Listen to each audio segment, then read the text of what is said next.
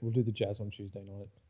There you go. We are live, and early predictions. We will be doing the Jazz on Tuesday night, so stay tuned Sick. for that. Yes. We'll be going out Stay live. tuned. Welcome to Aussies taking over the NBA tonight. It is Sunday night. How long until there's like 3 days until the NBA starts? Yeah, Wednesday is the start day. There's only a couple of games on Wednesday, then it all kind of gets cracking off on Thursday, I think, local time. So But yeah, man, leaving these last two a little bit late. We've got a Dallas season preview. We've got today to go through, and then we've got Jazz on Tuesday. Yeah, so new look artwork over here, however I point to it. I was just taking over the NBA. The socials are up the top. Watch, listen on iTunes, Podcast Addict, and SoundCloud. And if you want to watch the videos on YouTube, you can. Hashtag the Collectives Podcast Network. I am Benjamin Black. Andrew Bullock, of course. Wave, give the peace sign, say good day, dance around if you really want to. Dallas, I feel like that's a fitting way to introduce this Dallas roster, which is just what is going on, man? What is just... We've gone all in on the European duo of Luka Doncic and Kristaps Porzingis. I don't know what Dallas is at the moment. I think that obviously we're bringing this from a Ryan Broekhoff perspective, being an Aussie in the NBA, his final year of his contract deal. I don't think he's going to play this year at all. I think it's going to be like he didn't play much last year. Rick Carlisle mustn't like him. I don't know why they signed him as this kind of deep bench shooter that is not really doing much. But I think that he's kind of third in that line of production for shooting guards, small forwards. Not really getting a lot of minutes, but they've gone all in on the European duo of Luka Doncic, which I completely agree with. Why wouldn't you go all in on Doncic? Yeah. Kristaps obviously coming off some interesting times in New York and then coming and being traded to Dallas. Looks really good in the preseason, but again, a lot of unknowns. Unknown if the body's going to hold up. 7'2", kind of light power forward, big man, Dirk ripoff. I don't know what this team's going to bring to the new season. It feels like they've got this dynamic duo. They've added a couple of extra pieces, Justin Jackson. But I don't know if they've got the depth really to crack it this year. What about yourself? It's so to understand this, like you have to set the scene, man. You have to go all the way back to 2017-18, where essentially Dirk Nowitzki's still on that roster, basically second last season, the penultimate season. So last year was the Dirk Nowitzki farewell tour season. If you look at their roster back then, they'd made that big move for Harrison Barnes. Dwight Powell hadn't really established himself as someone in their team. They had Nerlens Noel on the books, Jose Barea, Doug McDermott, Dennis Smith Jr. They drafted that season, Seth Curry. Mesri was still there. Yogi Ferrell was there, remember that? It's from there, obviously, you look at like Dirk Nowitzki was kind of playing like this Frankenstein-style role where it was like, dude, you should have been out of the league probably 3 seasons ago as a top-tier sort of player if this team wants to go anywhere. It was just Mark Cuban just doing Mark Cuban things, really. It's just like, we want Dirk having a farewell tour. We don't care about this year. We're in rebuild mode anyway. Luka Doncic, we're going all in. And I'm all right with that. Like I was all right with that. Going, yep, cool. The Dirk Nowitzki Frankenstein roster. That's cool. If you want to do that, you're not going to win many games, and that's cool. That's all right. Last year they had Dennis Smith, and they drafted. It was last year, yeah, Luka Doncic. Where you're like, oh, right, sweet. This guy's going to be like your point guard of the future, basically. Your 6'8" mutant point guard. Here we are. Let's go. All you need to do now is just start systematically moving all the pieces away from Broekhoff, from Doncic. Sweet. Dirk Nowitzki's still there. It's his farewell tour. It's the perfect year for him to learn a little bit from Dirk Nowitzki and then give Doncic the keys and let's go. And then they just made that crazy trade in the middle of the season where they brought in Tim Hardaway Jr. Like, why would you bring in yet another guy who handles the ball? Courtney Lee, Jose Barea injured, Trey Burke now they've got on their roster. They don't have Harrison Barnes anymore, which is fair enough. And then it ended up the season where like they showed some real promise. They had DeAndre Jordan too at one point. They showed some huge promise, and then just it was like you just blew it up again. Like what? I don't understand. You blew it up to put more guys that are going to get in Doncic's way. Like, don't understand. Like and then we come to this season's roster, where no, you got Porzingis, Tim Hardaway, Aussie two highest earners, and you don't know what you're going to get out of Porzingis this season. The thing you forget is he's only 24, Kristaps, so he's still got plenty of time. He's coming off a huge knee injury, but you got Tim Hardaway Jr., Courtney Lee, DeLon Wright, yet another point guard on their team. Seth Curry, they paid a lot of money for. Going down, like Jose Barea is not going to play any minutes this season. Jalen Brunson's another guy who had a really good sort of development season last season. I think they drafted him last season, did they? Or was it the season before? I think it was last season before. Boban, obviously they got Boban from Philly, another mutant center, 7'3", pretty much unplayable in the finals. But they're not going to make the playoffs. Surely they're not going to make the playoffs with this roster. I don't think so. I think that they've really got to kind of entice another guy there, and that's really. Yeah, Dorian Finney-Smith. But what though? Like, what are they like? It feels like they're just kind of stacked in all these different positions. Yet the positions are like a hollow crunchy. Like you eat the chocolate and go, well, "Hang on, what? There's nothing inside this." Like, if Kristaps goes down, what do you? Like, yeah, what do you do? Like, okay, you've got Dwight Powell, another season of Dwight Powell, sort of just diving to the hoop and trying to slam it over everyone. Then you got kind of like Maxi Kleber, who was, pretty good stretch 4 from last season. Dorian Finney-Smith can play a little bit of stretch 4, stretch 5 maybe even. And then Boban, like you're going down the list just going, what's the rest of this team, man? Like it's just a bit of a mess. Yeah, JJ Barea's 35 and been downgraded 2 inches in height. Yeah, I don't know why I just completely forgot that it was JJ Barea. I kept being like, Jose Barea? Like no one calls his mum probably doesn't even call him Jose Barea. 35 this year, probably last season in the NBA, I'd say. But surely this season's the season to give just give Doncic the keys. Right, Doncic plus 4 shooters, and let's go. Basically, the bench can just be some hustle guys, some glue guys. But they've just brought in like just weird players, man. Mark Cuban, I feel like he's kind of whiffed a little bit on this. I just don't think. I think they gave away a lot of their picks to get Kristaps and haven't added any new young pieces. Like, they got Justin Jackson from the Kings and, Tim Hardaway is probably not a bad shooting guard. Probably, a decent scorer if you're going to play him at the 2 and, get him off ball a little bit more and just in that shooting role. But as a total, like, I'd like to see Ryan Broekhoff get some minutes there, but I just think that Rick Carlisle does not want to play typical modern day NBA basketball. He's still stuck in this old mid-range game where it's just like, no, it's not how it works. You need to put up 35 threes a night. You want to win a game, you've got to put up 35 threes a night. And that team doesn't scream to me 35 threes a night. It just doesn't, really doesn't. It's got some mid-range guys. It's got some dive to the hoop types of guys. Dwight Powell's not going to step out and shoot 3 or 4 threes a game. Porzingis, Porzingis might give you, a stretch 5 who shoots the 3.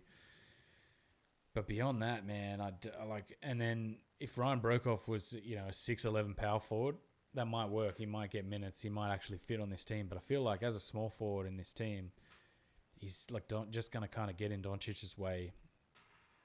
I wonder if they're going to trade him. Like, yeah, no, I don't know.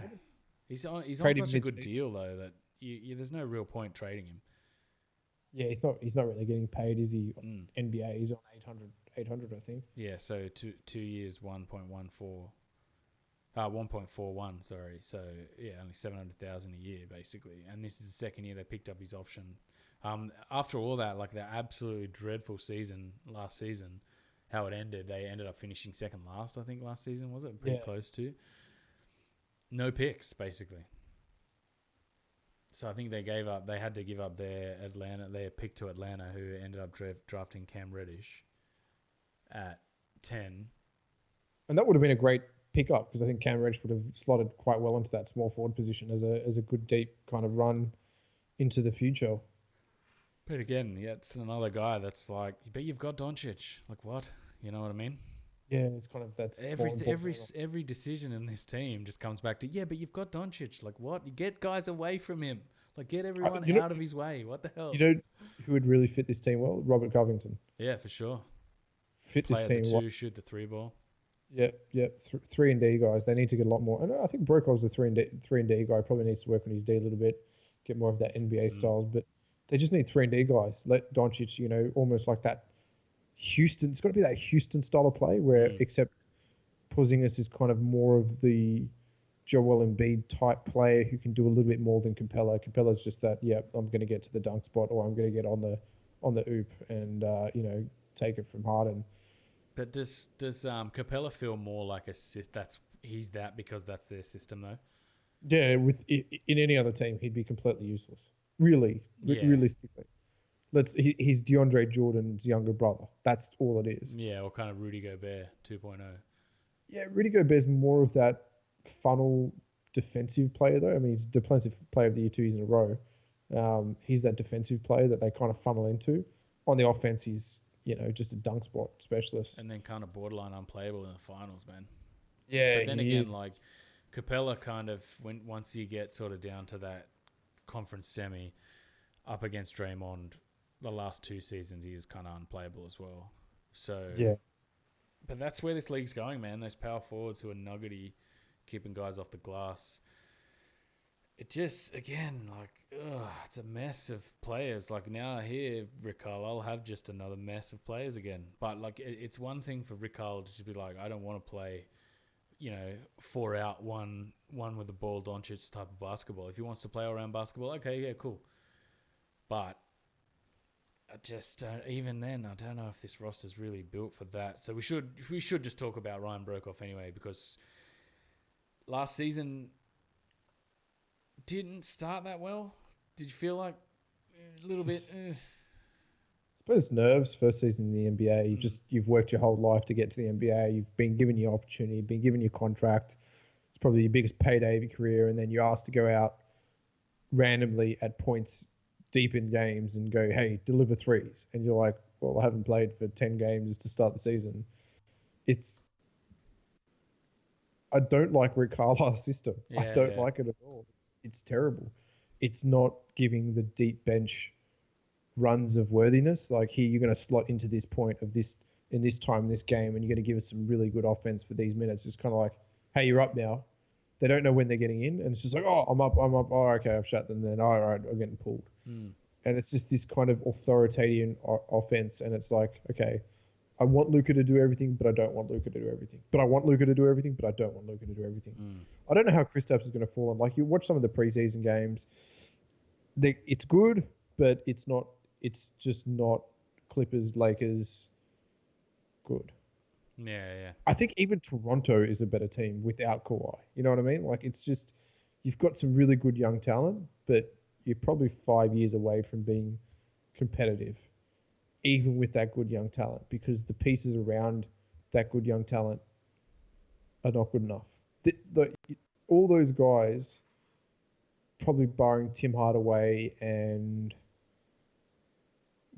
maybe Powell, wouldn't really look like they wouldn't be on a championship roster, even deep blue bench. You know what I mean?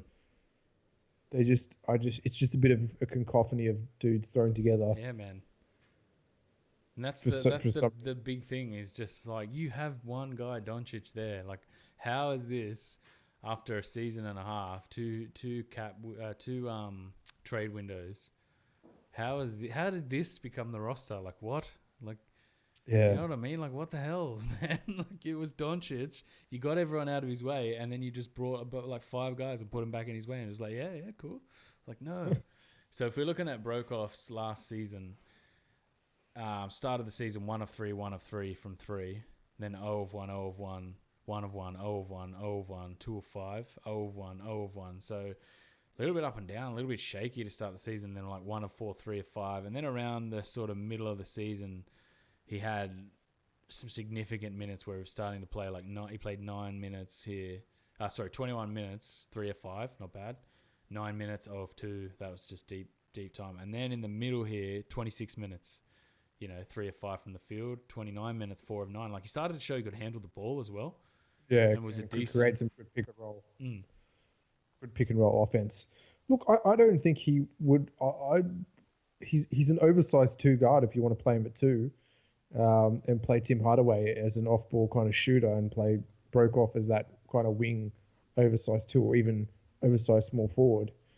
But I don't think Rick Carlisle wants to play that. He wants to play let's get in the paint. And it's just no. This isn't the team to get into the paint with. This is the team to spread the floor, get Kristaps maybe on a weak side 1-on-1, and then kick it out to a shooter or kick it out to Doncic to do some magic. I just don't think Rick Carlisle knows how to put that team together. He's living in the 90s. Mm. It's 90s basketball, and it's just not going to work. If you look at down the end of the season, like, hang on a tick. They lost so many in a row. Yeah, they were just awful. And then with about 12 games to go, he started to get minutes again. 16 minutes, 4 of 6 from 3. 24 minutes, 2 of 4 from 3. 29 minutes, 3 of 5 from 3. 14 minutes, 3 of 6 from 3.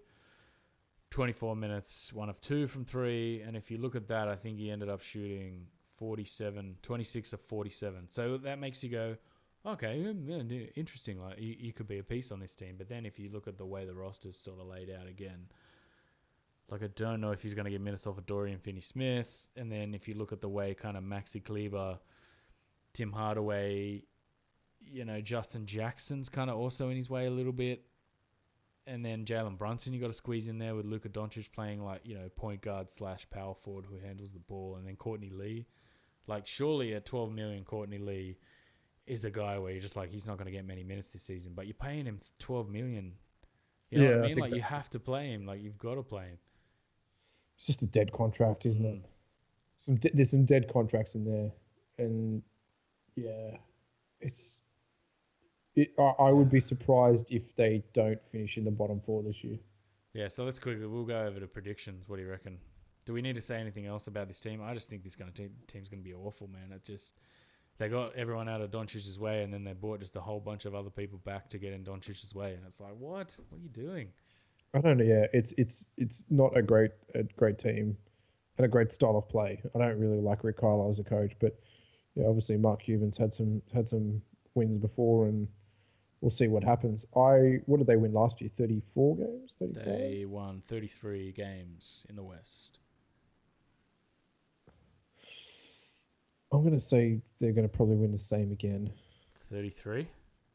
34. What's Vegas got them at, about 36? 40.5.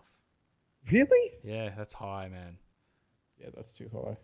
I can't see him win. Like, they must think Kristaps isn't worth an extra 8 wins. You reckon? No, I don't think he's worth an extra 8 wins. No, neither do I. So what did you end up having? 33? 34. 34. Yeah, 34. So I had 36. That's a pretty easy under for me, man. What do you reckon? Pretty easy under. Pretty easy under. Yikes, man. I don't know. I think they're going to be fun to watch anyway. Oh, I'm going to enjoy watching. Luka Doncic has some pretty crazy moments, some crazy Euro basketball, and hopefully Ryan gets some minutes and get some minutes in towards Tokyo in 2020, when we're definitely going to need that deep bench for that run, because if you saw in this World Cup, is the fact that we did not have a deep bench ruined our chances of winning.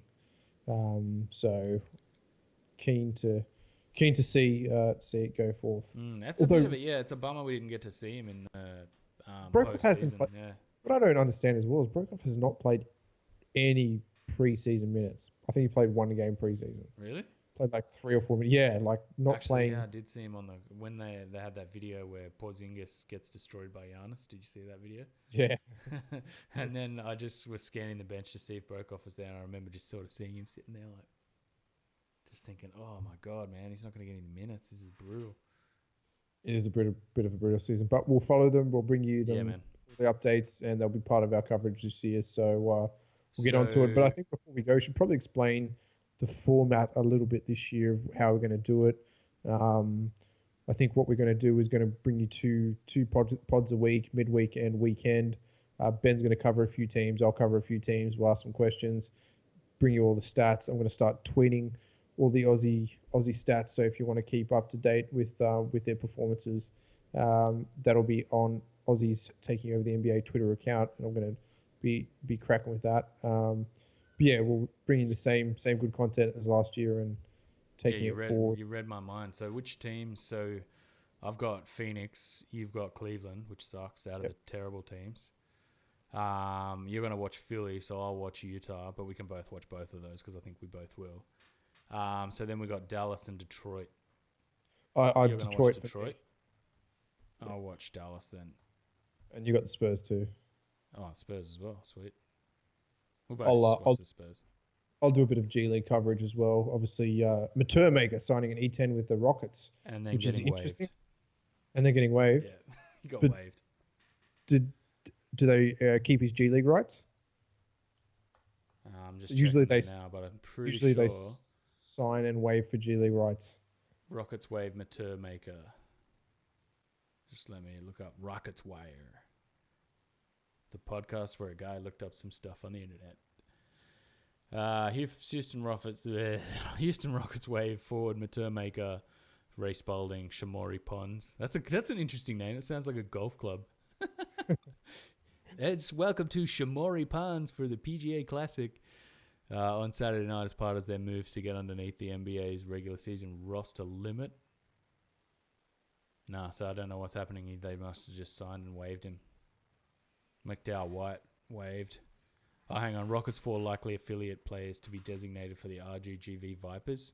Shamori Ponds, Reece Spalding, Maturmaker, William McDowell White. So maybe he's in G League.